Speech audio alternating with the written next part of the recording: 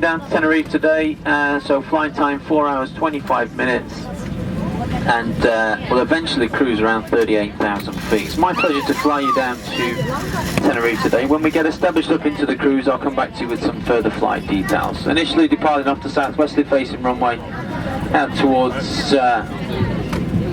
south of Liverpool, and then down towards north coast of Spain. Further details when we do reach cruising altitude. Here at EasyJet, safety on board, that's the #1 priority that we have. When we taxi out to runway, cabin crew are going to go through a safety demo. If you don't mind just popping down your newspapers and magazines for the few moments it takes, be much appreciated.